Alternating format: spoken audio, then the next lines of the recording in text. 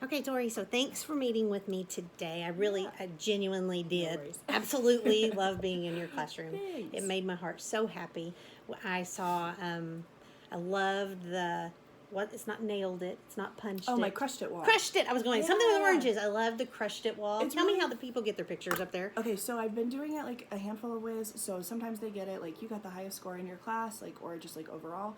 But then I took their learning checkpoint 1 versus like their star scores because like the data lady. And so I knew I had some kids that were kind of like, I'm never gonna get up there, and so I did like the most growth from Gotcha. that. And so like that was really fun to be like, they were like, why am I up here? And so like I really enjoyed that. Yeah. But so what I'm gonna do with it is at the end of the semester, the kids that have the most pictures like in their class for some reason, and so they can get it for like some citizenship things and too. I'm gonna figure out like a way to get like maybe I will DoorDash Chick-fil-A lunch or something like that for them. There you go. So I wanted to find some way to like treat them. Yeah, yeah. So that's been fun. I think that's phenomenal. I Yeah, love that. And you it's were fun. putting a few up while I was in there, and I was Yeah. watching kids watch you go. Who is that? Yeah. So I love that. It's fun. You know, and the simple other thing that I really loved when I was in there was using the popsicle sticks to cold call kids. Yeah. Tell me how you got started with that and why you use cold call. I feel like when I started learning how to teach, that was like a really kind of trendy thing at the time. But where I kind of like adapted it, because I think cold calling is like really scary, but I had a mentor teacher that had like, she had cards on the desk, and it was like, if you're going to get cold called at some point, you can ask for more time. Like, I don't know the answer, but I need more time. You can't say, I don't know. Right. I need more time. I need to phone a friend. And so, like, I like that strategy because the ADHD is super visual. It's out of sight, out of mind. But I like that I can set the popsicle sticks, like, you have answered, you need more time, and I can go back over here. And it's very tangible. Because, like, while teaching, if I am like, I'll come back to you, and I don't have a visual representation that I'm supposed to do that, I won't. Yeah. And so I like it it's really kind of a for me thing. Gotcha. But it works. Yeah. And Well. they call it the popsicle sticks of doom. But so it's great.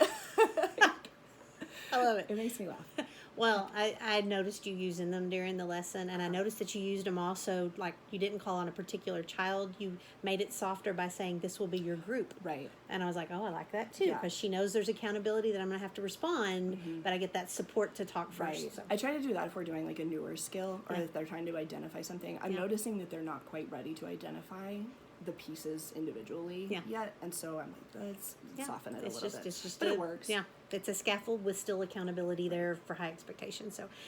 So as far as what I want to talk to you about today, really it's more of a question because maybe I just need some clarification on this, and then maybe we'll go, oh, and that'll be all there is to this, okay? But when I was looking at your lesson plan, I noticed that it was an I do, kind of we do, you do, right? And your learning objective was, how can I identify the claim and evidence in a text, and then how am I going to evaluate whether or not the evidence and the diction are effective in that argument? Yeah, so that was partly like the way that they were annotating. Okay, So yes. how they were annotating is they had to identify it. Okay, here's the text. Okay. So they would go through and we identified the claim together. So I bet this was like right kind of before you walked in. Right, So we yes. did the first 3 paragraphs together. Okay. And so we identified the claim as like, it's kind of broken up. Like, gamers have had enough of reality. They're abandoning it in droves in favor of simulated environments and online games. Gotcha. We decided that's the claim. Yep. And so we looked at like, what is this little aside in here for? Like, why is it broken up like that? And then we started looking at, okay, what's their first piece of evidence? So this is her first piece of evidence, right? Like, I'm going to tell you who these people are. Right. And the other thing that we did in here, so we identified, okay, well, there's a rhetorical question here. There is parallel structure, right? She introduces it. They're 9-to-5ers who do this. They're music lovers who do this. So, like, we qualify it with that parallel structure. Right. And then we were also circling compelling word choice. So we circled abandoning. Okay. Why did we circle that one? Well, the question I asked is, why did she say that, abandoning, instead of leaving?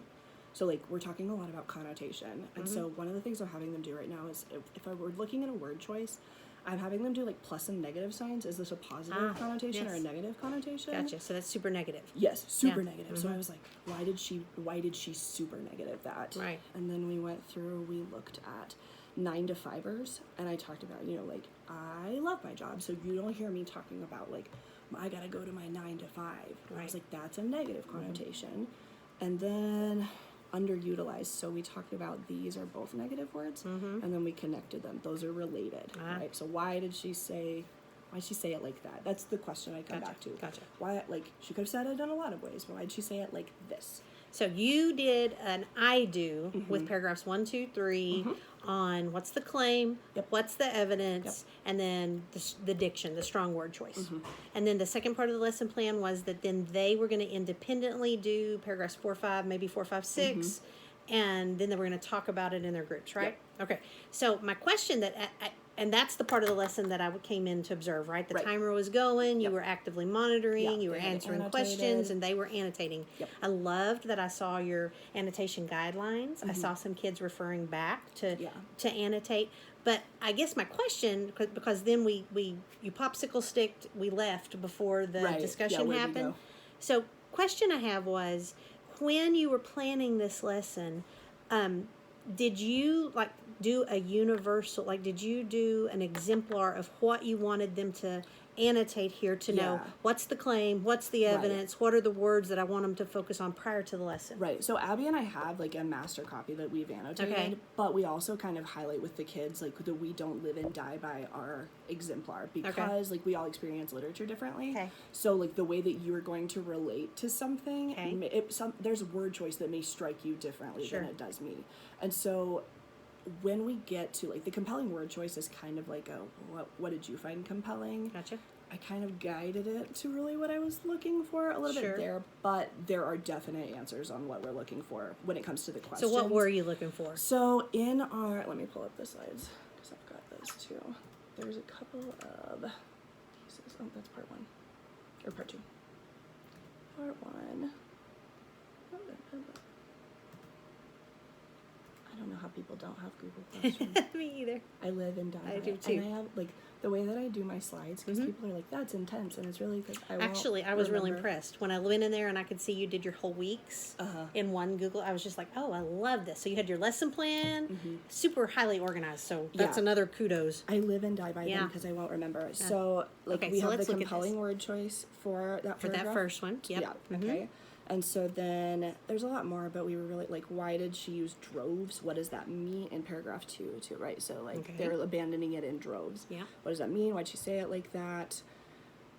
We're really looking at message and tone as well. So do we use in droves in an academic sense? Not necessarily, but it is an academic article, right? She's got credentials, but why is she saying it like that? Well, she's being relatable. Right. She wants to use kind of more common language because she's talking to that's getting back to that diction part of the learning objective. Yeah. So what initial claim is best supported by paragraphs 4 and 5. So we're looking in here for what are they abandoning, right? How are they abandoning it? So the World of Warcraft thing, we're looking here for specifically the appeal to logical reasoning, right? They've written 1 million wiki articles. It makes up 1/10 of all of Wikipedia. Wow. Yeah, which is wild to me. But we're looking at why is she talking about that? Right. Because that kind of communicates that this is more complex than and she does talk about Mario Kart, but it's more than fun. There's guides on how to beat this level, how to do this thing. So people are spending real time here. So you would have wanted the kids when they were doing their we do portion to have had that particular part and underlined, circled. That's the one that I want, especially because I'm also working with them on AP hide stuff in footnotes. So if there's a footnote, you need to why did they put it here? Right. And then decide to clarify it. It's important enough to clarify. So, because they missed that one. There was when we did the annotation, when we were looking at how past AP essays were scored, there was an allusion that they didn't realize was there. It was a reference to Hinduism. I think it was an ashram. And so it had ashram in here, and then it defined what an ashram was. Oh, and they didn't read it. They didn't catch it. So they didn't read the footnote, so they didn't realize it had a religious significance, so they didn't catch that it was an allusion. Gotcha. And so I especially wanted that one because I'm kind of looking at are you doing what I asked you to do with the footnotes?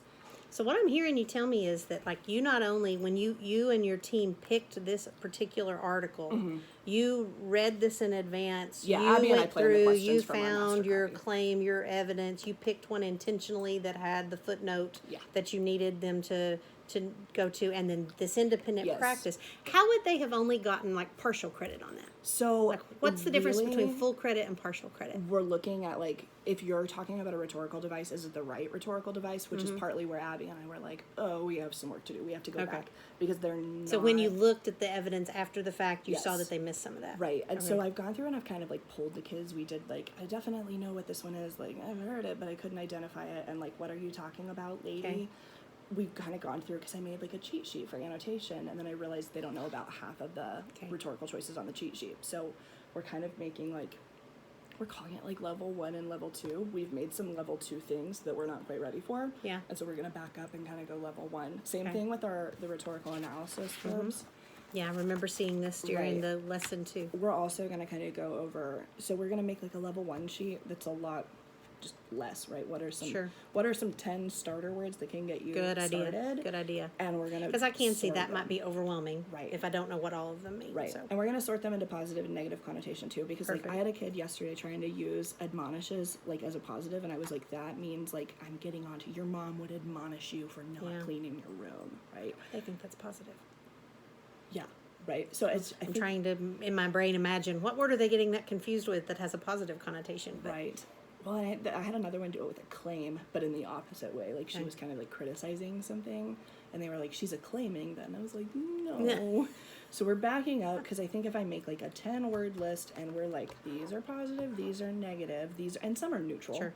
But if we can kind of back that up there, because I Okay. think some of them are like, this is very helpful, and some of them look at this and it's like, I don't know most of these words. Sure. So trying to find like a happy medium, and I'm like, I don't care which one you use, but I want to scaffold the level 1, level 2 kind Okay. of thing. Okay, so when this is so helpful because since we only got to see that little Snippet. bit in the middle, which was basically just the kids annotating, and I Right, knew yeah. there had been work before. Uh-huh. I knew there were things to come, Right. especially with your great organization. I just needed to ask clarifying questions. for sure. My wondering in there, which you have now answered, was did you script what you wanted the annotation to look like? Did you, for the independent practice Right. questions, That's where we had built the you and questions Abby from. thought through the what's full credit, what's partial credit, what should this Right. ideal answer look like? And Yeah. yes, the answer is you have done that. So Right.